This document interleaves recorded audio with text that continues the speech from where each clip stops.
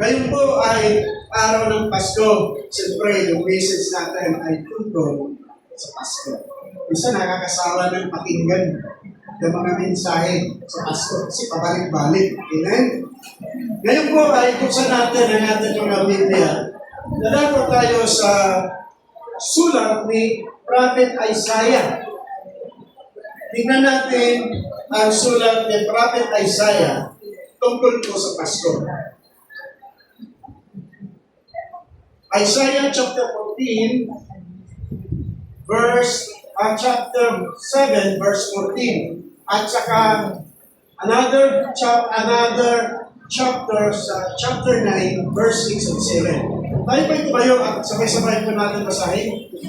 Basahin po natin ang ating text. Right, 1, 2, 3, go!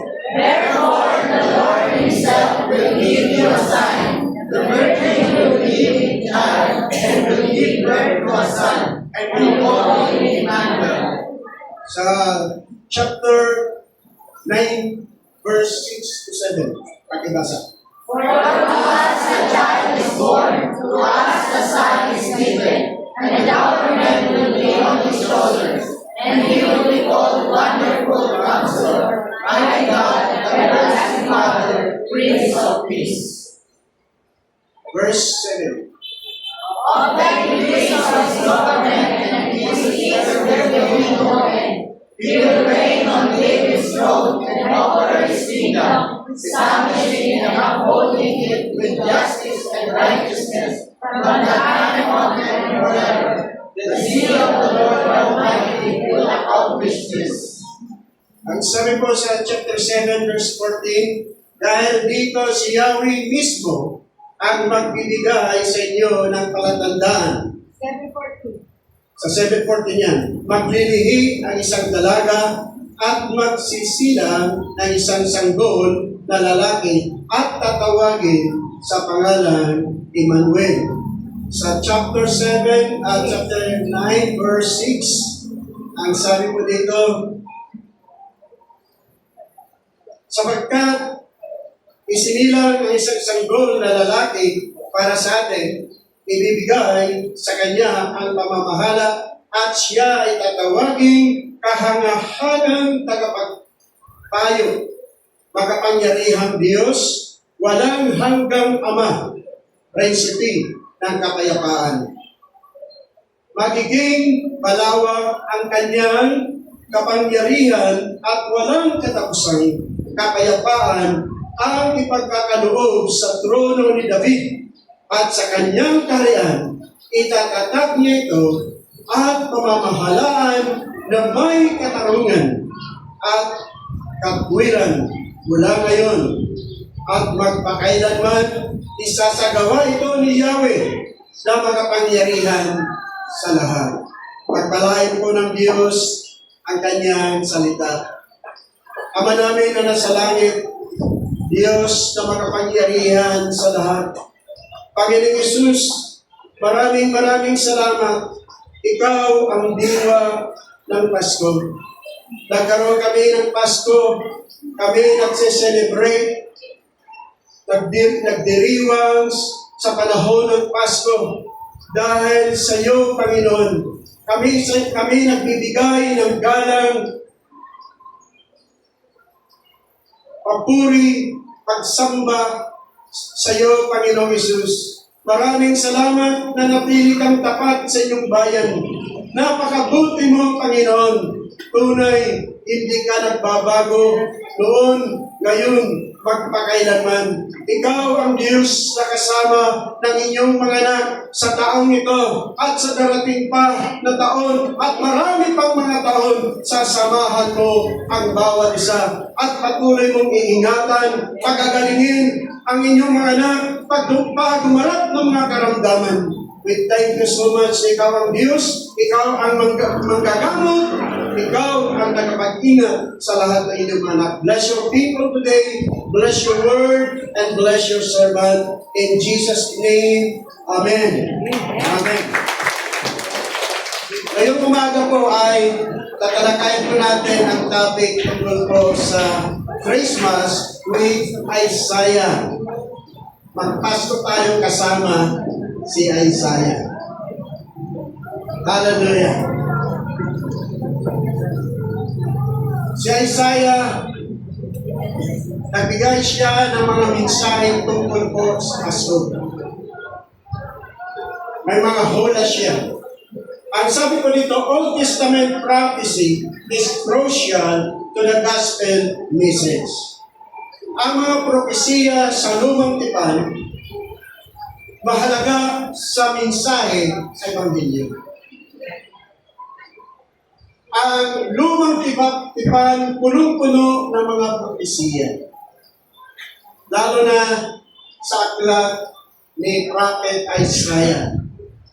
Nag-prophecy siya tungkol po sa Pasko. Tungkol sa pagsilang ng tagapagligtas. Christmas Day is a good time to study this prophecy. Ang panahon ng Pasko, magandang pag-aralan ang mga propesiya nito. Andito tayo sa season of Christmas. Kaya napakagandang pag-aralan, saliksikin ang mga propesiya ng isang propeta na si Prophet Isaiah. Isaiah prophesies about Jesus. Sa Isaiah at ang mga propesiya tungkol kay Jesus. Andito po sa text na nakita natin na ang propeta, si Prophet Isaiah, ay nag-prophesy siya tungkol po sa ating Panginoon. At dito sa passage ito, Isaiah revealed three things about Jesus. Tatlong bagay inihayag ni Isaiah ang tungkol po kay Jesus. Ano po yung mga bagay na inihayag po ni Isaiah? May tatlong bagay po na titingnan natin yung prophesy, yung revelation na inihayag ni Prophet Isaiah tungkol po sa ating Panginoon. Ang first na titingnan po natin ay His miraculous birth. Naniniwala po ba kayo na ang pagsilang ni Kristo ay himala? Hello? Miracle. Himala ang kanyang pagsilang. Sa chapter 14 at chapter 7 verse 14 sa text natin dito, Isaiah prophesied the virgin birth. Inihula na niya. Inihula ni Isaiah na isang dalaga, isisilang niya ang Kristo. Ilang thousands of years, ilang generations ba? Sa time ni Isaiah, nung nag-prophesy siya dito, sa panahon pa ni Hari Ahaz, maraming panghinirasyon bago isinilang ang ating Panginoon. At sabi niya dito sa verse 14, the virgin birth will be with child and will give birth to a son and will call him Emmanuel.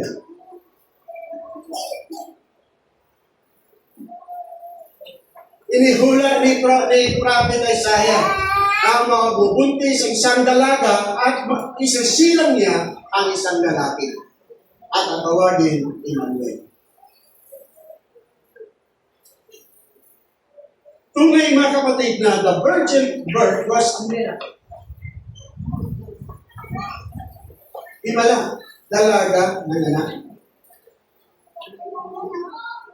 Hindi ka makapaniwala. At nanganak siya, hindi sa kagustuhan ng lalaki. Nanganak siya sa kapangyarihan ng banal na Espiritu. Isang miracle, isang himala na nangyari po sa buhay ng isang dalaga. Kaya makikita po natin na pagsilang ni Kristo ay isang himala. At ang sabi pa ng Biblia, miracle surrounded the central miracle. Ang sentro ng himala na paligiran ng mga himala. Sino po yung center ng himala? Si Jesus. Himala ang pagsilang niya. Himala na siya tinanganak. At napaligiran siya ng maraming miracle. Ano yung mga miracle na nangyari sa kapaligiran? Ang sabi ko dito, the angelic announcement. Nung isinilang po si Jesus, mayroon nangyayari sa kapaligiran. May anghel nagpakita sa grupo ng mga pastol. Nagpupuyat sila sa gabi. Nagbabantay sila ng kanilang mga tropa. At ang anghel nagpakita sa kanila at nagbigay ng magandang balita. Ano yung magandang balita? Good news. Ang Kristo, isinilang na. Ang tagapagligtas, isinilang na. Sa bayan ni David, namangha ang mga pastol. Isang himala na nangyari sa tabing yun. The timing of the taxing. Yung timing ng pagtatala, pagsinsus. Isipin nyo na nagkataon na si Mary ay nasa buwanan ng mga anak na siya. Dinamit ng Diyos ang emperador ng Roma, Emperor Augustus, na lahat ng mga tao sa nasasakupan ng kanyang kaharian ay magpatala. Di ba? First census na nangyari sa buong mundo. Lahat ng nasasakop ng kanyang imperyo kailangan magkalista sila. At yun ang pagkakataon. Si Joseph at saka si Mary mula sa Nazareth. Buntis niya si Mary at pumunta sila sa saan? Sa Egypt. Sa Bethlehem. To fulfill the prophecy na isisilang ang Kristo sa Bethlehem, sa bayan ni David. Nandun yung timing. Hello? Kaya busy mga tao. Lahat ng mga kung saan sila isinilang, nagpuntahan sila sa bayan ng Bethlehem. Yung timing po, talaga, God is in control. And then, yung declaration ng emperador ay kalooban ng Diyos para si Joseph at si Mary uuwi sa Nazareth, sa Bethlehem. The arrival of the wise men.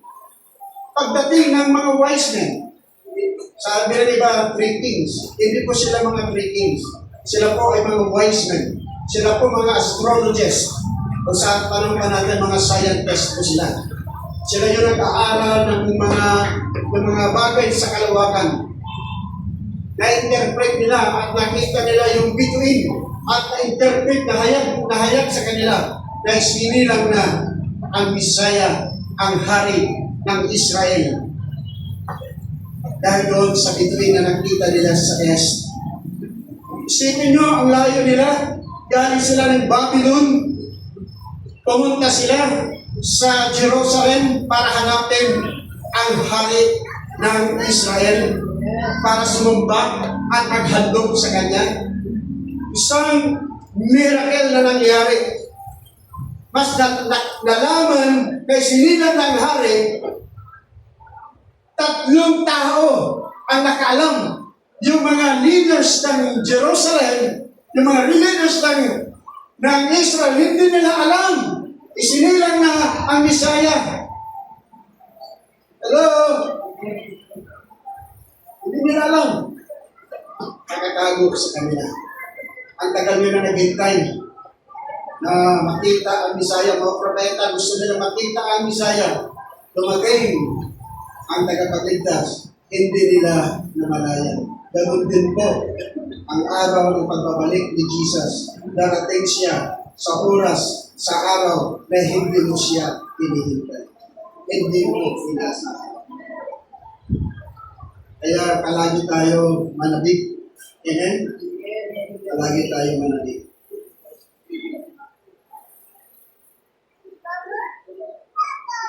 The greatest miracle was the incarnation. Ayon po kay Pablo sa Philippians chapter 2, verse 5 to 7. Ang malaking himala ay ang pagiging tao. Yun po yung the greatest miracle. Ang Diyos na manlilikha, ang Diyos na immortal, ang Diyos na hindi namamatay, naging tao. Yun po yung himala.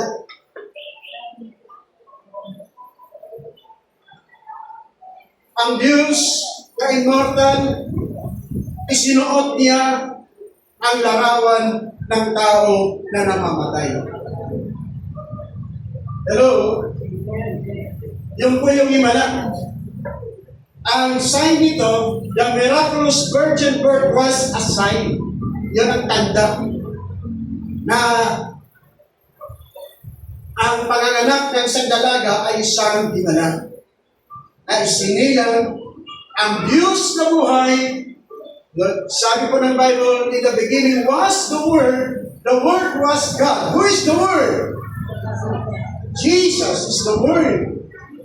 Jesus is the Creator. At ang sabi sa ni John, and the Word became flesh. Ang salita naging tao. Hindi siya naging tao. Ang Diyos po, magagawa niyang lahat. Kundi, gumamit siya ng proseso. Ginamit niya ang isang dalaga na lumalagad, matuwid, banal sa harapan ng Diyos. Para siya isilang katulad sa atin. Amen? Katulad po sa atin. Tinawag siyang Emmanuel. Means God with us. Ang Diyos kasama natin. Ang Diyos hindi nagbabago. Ang Diyos na natiling tapat sa kanyang mga pangako. God with us.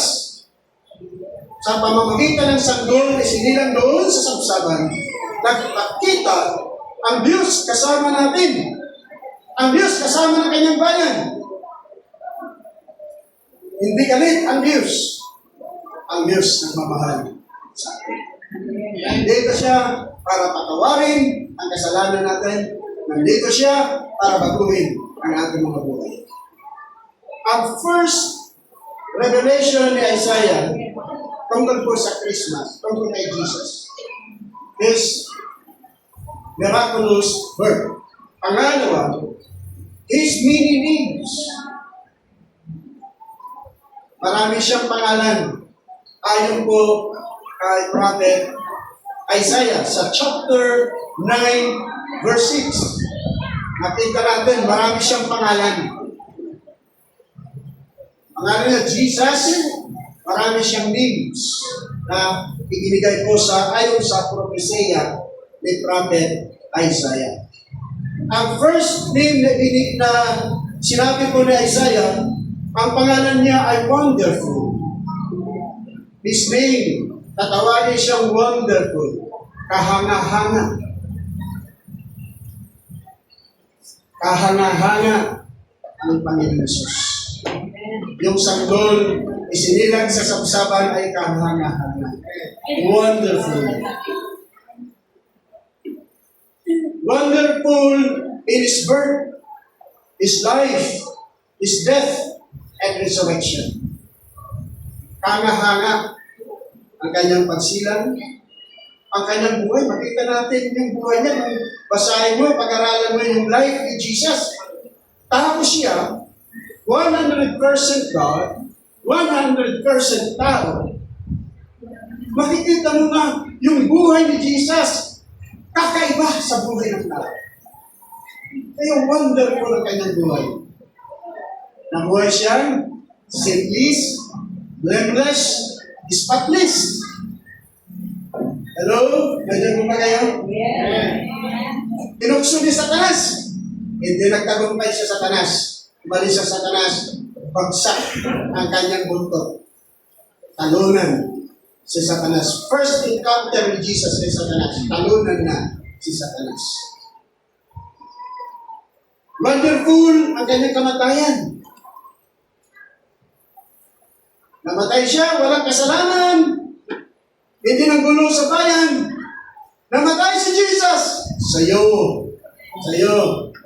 He died for us. Para sa atin. Kahanga-hanga ang ginawa ko niya. Namatay siya hindi para sa Diyos. Namatay siya hindi bilang martyr. Namatay siya para sa iyo, para sa atin. Para mapatawad, maligtas, makapunta tayo sa iyo. Amen? Alam niyo.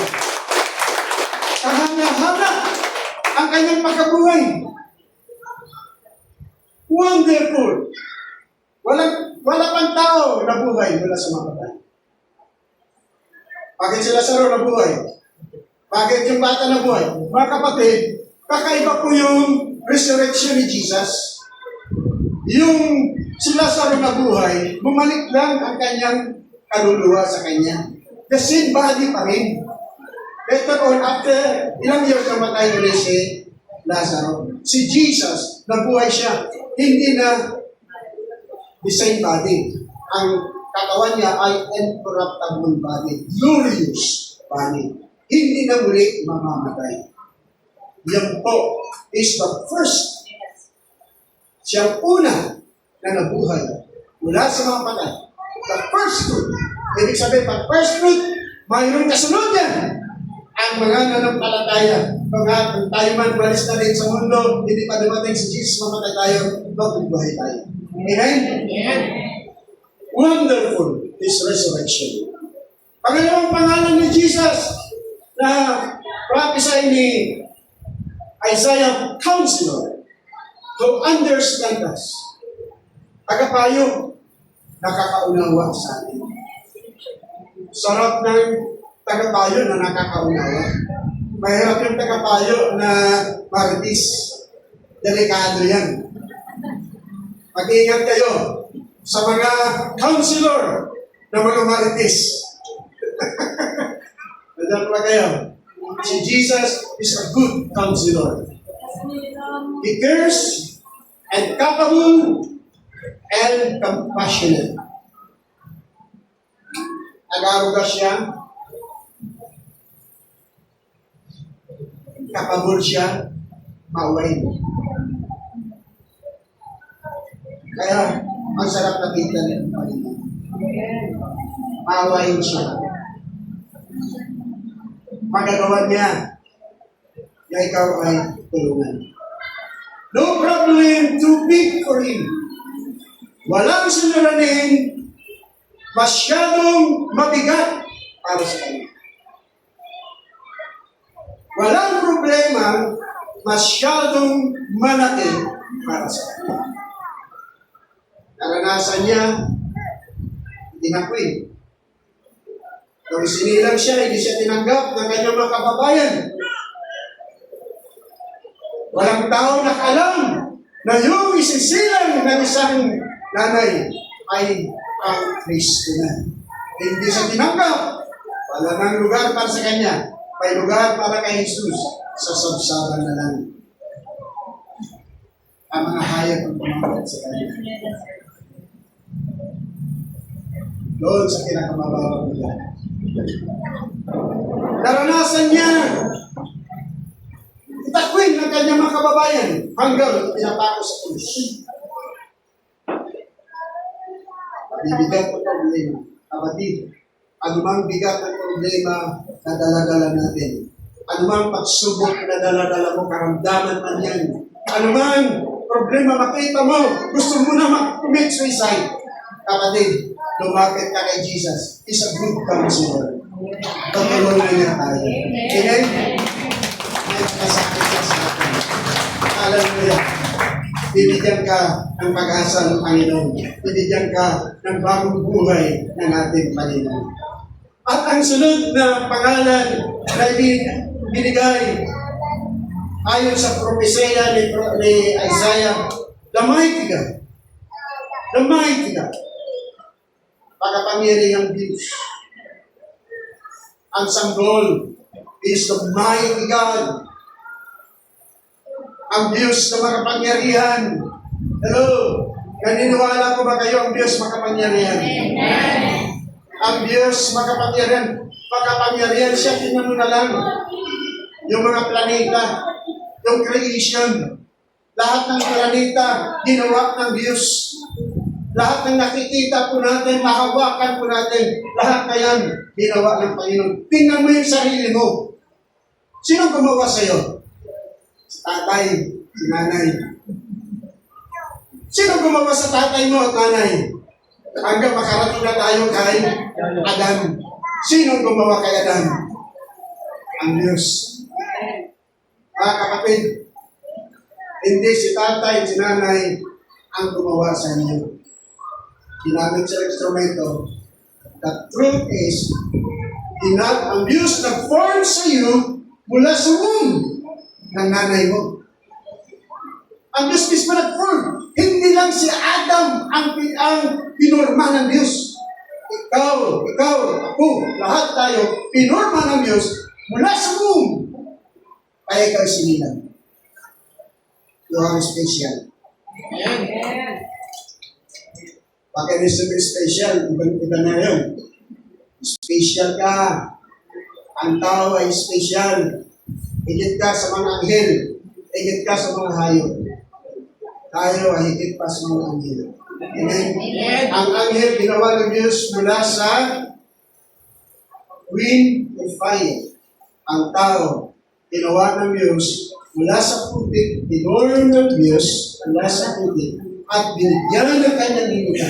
At ang sabi ng Diyos, gagawin natin ang tao at tulad ng ating wangis at kalagayan. Image and likeness of God. Kalagawan ka ng Diyos. Hindi yun sa labas. Iba't iba yung mukha natin. Iba't ibang tulay. Yung tao na sa loob, ilikha ng Diyos ayon sa kanyang image and likeness.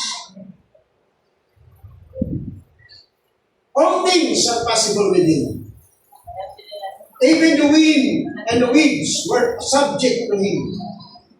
Walang imposible, lahat ng bagay, magagawa niya. Walang imposible sa Diyos. Kahit yung hangin, yung alon, nagpapasakop sa Kanya. Sinabihan ni Jesus, hangin, tumahimik ka. Alon, tumahimik ka. Lahat, nagpasakop sa Kanya. Powerful ang Panginoon. Death could not hold you. Ang kamatayan, hindi nakapigil. Hindi na naig. Dapat siya. Namatay si Jesus. Ngunit hindi nagtagumpay ang kamatayan. Nabuhay siya. Natalo niya ang kapangyarihan ng kamatayan. Bakit? He is mighty God. Siya ang Diyos na makapangyarihan. The everlasting Father. Tinawag siyang everlasting Father.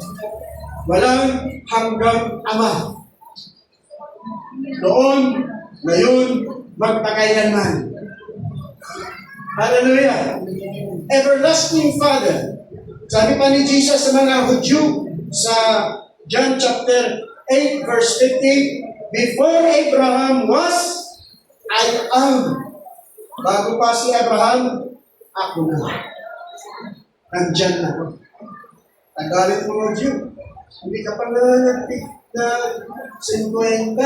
Nakita mo na si Abraham.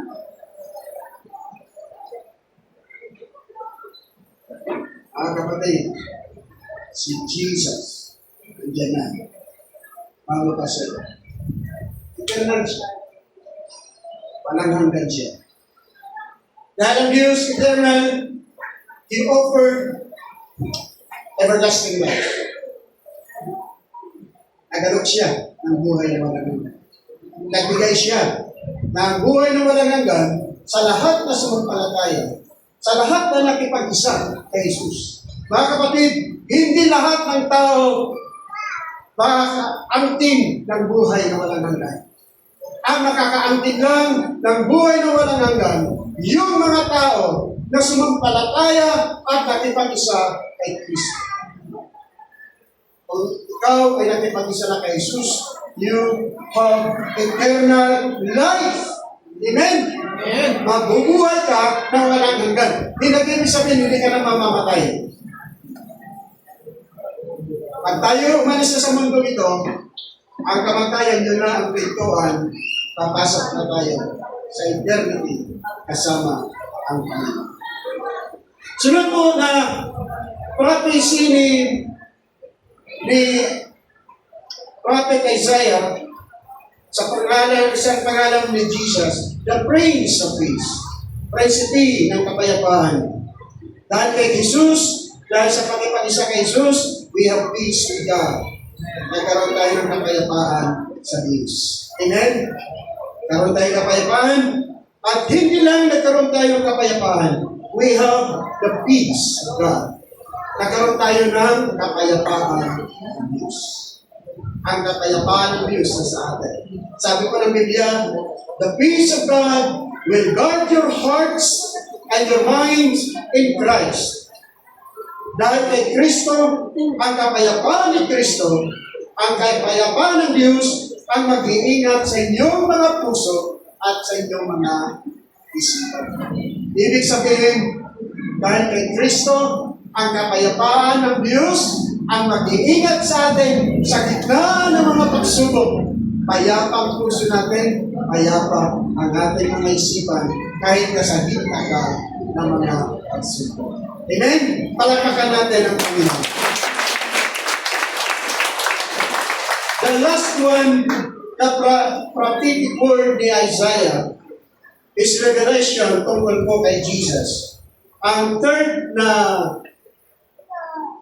revelation na inihan po ni Isaiah, His magnificent kingdom. Ang kanyang kamanghamanghang kaharian. Si Jesus may kingdom. He is the king. Amen? Siya ay yung hari ng Israel. Ayon po sa chapter 9 verse 7, pag si Jesus po nag-hari, mayroon po ngayon, si Jesus naghari sa tinatawag na invisible kingdom. Ang invisible kingdom, si Jesus ang hari sa puso ng mga Kristiyano. Amen? At darating yung time, paghahari na siya dito sa daigdig. Yan po yung visible kingdom na makikita niyo. At ang sabi ko dito, sa verse 7 ng chapter 9, is government to bring peace to the world. Ang kanyang paghahari, ang kanyang pamamahala, magdudulot ng kapayapaan sa mundo. Mga kapatid, nung si Jesus, ginawa natin hari ng buhay. Siya yung hari ng ating puso. Lahat ng mga Kristiyano sa buong mundo nakakaranas ng kapayapaan. Nagdulot ng kapayapaan sa lahat ng mga tao sa buong mundo na nakakilala, ginawa nila si Jesus na Panginoon ng kanilang buhay. Yan po yung invisible kingdom na si Jesus ang hari natin. He is the Savior, He is the King ng ating buhay. Kaya pagligtas at hari ng ating buhay.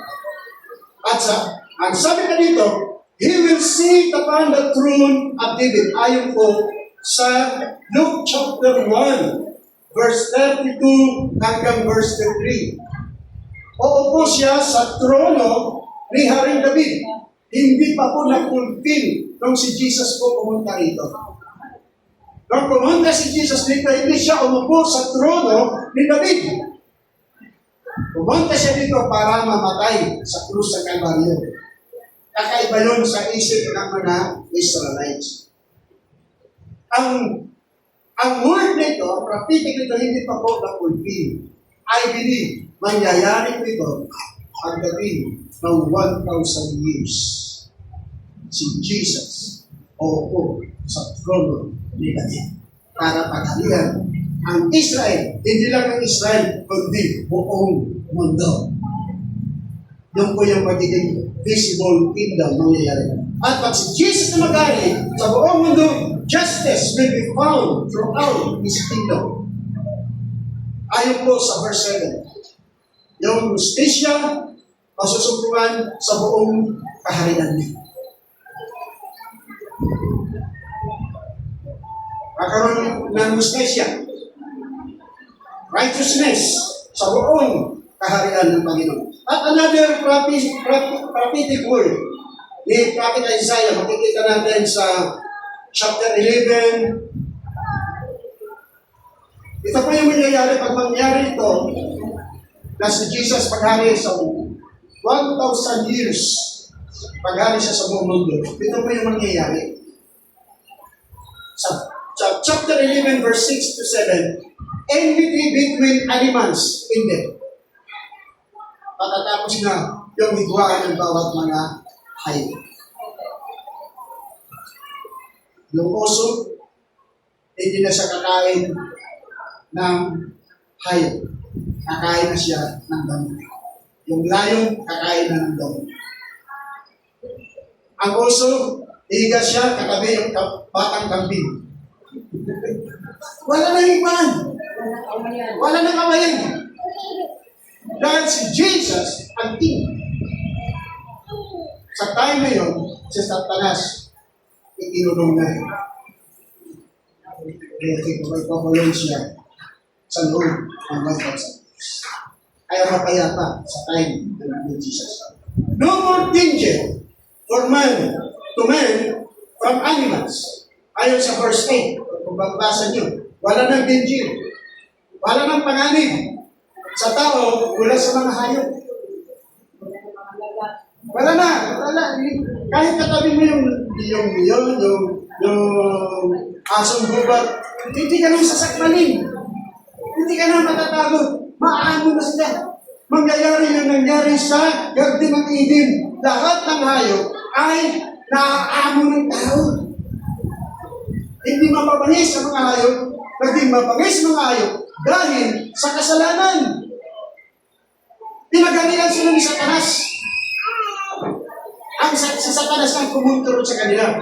Ngayon, pag si Jesus na maghari sa buong mundo, wala na yung iba. Sabi pa nga ng Biblia, yung bata, ipapasok niya kanyang kamay sa lungga ng ulot ng ahas. Hindi na siya kapapamilya. Nagiging maamo ang mga hayop. At ang mag-aalaga ng mga hayop, mga sanggol. Ang sabi pa ng Biblia, mga sanggol. Mga mapaparinis ng mga hayop, mga sanggol ang mag-aalaga sa kanila. Yan po yung mangyayari. Kaya mag-represent po yung kanyang ito. Hindi pa yun ang fulfill. I believe, mangyayari po yan. Lahat ng prophetic word, mangyayari po yan. Itong prophecy ni Isaiah tungkol po kay Jesus, hindi pa po ito na fulfill. Ang na-fulfill pa lang, yung sinilang si Jesus at namatay siya doon sa krus at nabuhay mula sa mga patay. Ngunit yung paghahari niya, hindi pa na fulfill yung 1,000 years na panahon. Violent taken from the earth. Ang isa na yung violent sa mundo. Pag si Jesus na maghari, wala nang kawayan. Wala na yung galit. Lahat na puno ng pag-ibig. Hello? Mangyayari po yan. Dahil nagkaroon na tayo ng Pasko. Kaya kung walang Pasko, hindi mangyayari ito. Dahil nagkaroon ng Pasko, mangyayari lahat. Lahat ng ito ay mangyayari. At ang sabi pa ng Biblia,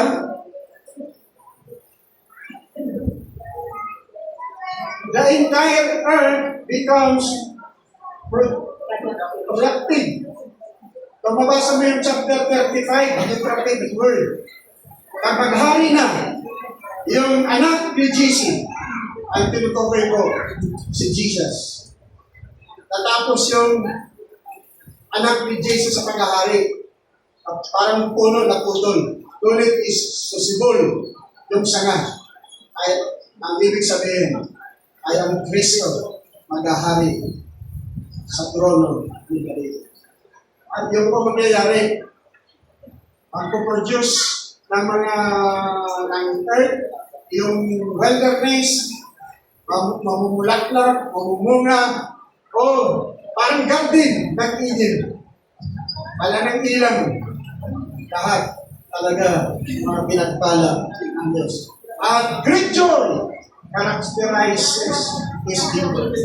Ang kaya ng Panginoon, punong-puno ng kagalakan. Amen.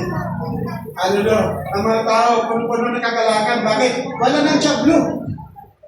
Wala ng jablo. Wala ng mga demons. Lahat sila kinulong.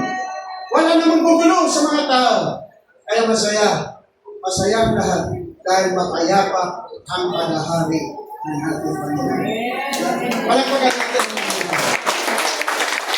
Yung 1,000 years, yung sinasabi ko ng Bible, ang mga believers, mga nanampalataya na binuhay at na-rapture, sila po ay maghahari, tayo maghahari kasama ni Kristo sa loob ng 1,000 years. I believe, mangyayari po yan. Kailangan madala tayo sa rapture. Kailangan kasama tayo sa bubuhayin ng Panginoon mula sa mga patay. Amen? Kailangan mamatay tayo na nanatiling tapat sa Panginoon. Mission accomplished. Amen? Huwag tayo mamatay na malayo kay Jesus. Tumalikod sa Panginoon. Dapat mamatay tayo na tayo ay gumagawa ayon sa kalooban ng Panginoon.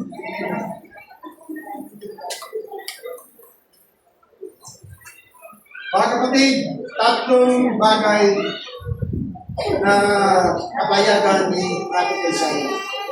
Tungkol kay Jesus, His miraculous birth, His many names, marami siyang pangalan, at ang kanyang kaharian ay magnificent. His kingdom is magnificent.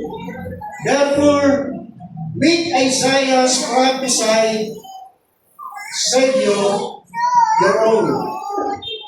Gawin niyong tagapagligtas sa sarili ang propesya ni Isaiah.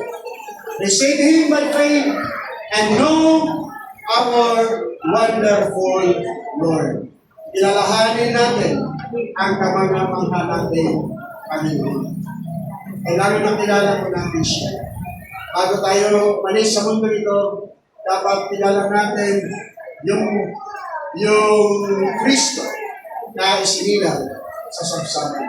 Pakilala natin siya ng lubusan.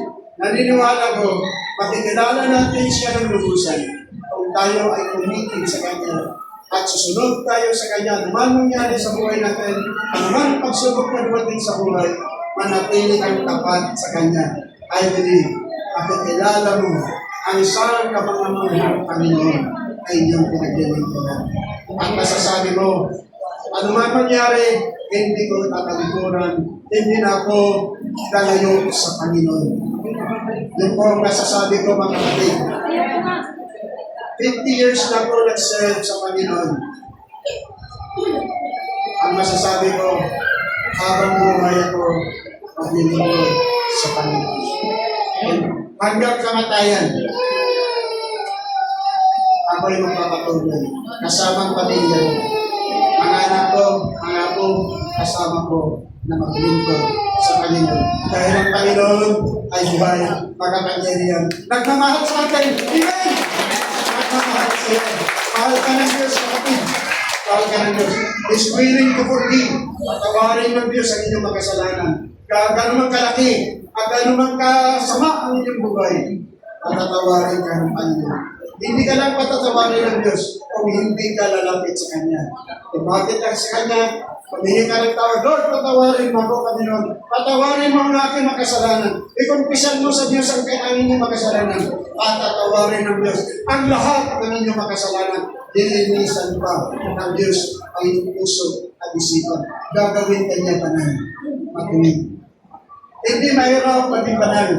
Hindi mahirap maging matuwid. Dahil si Jesus ang gagawa sa iyong banal at matuwid. Amen? Hallelujah.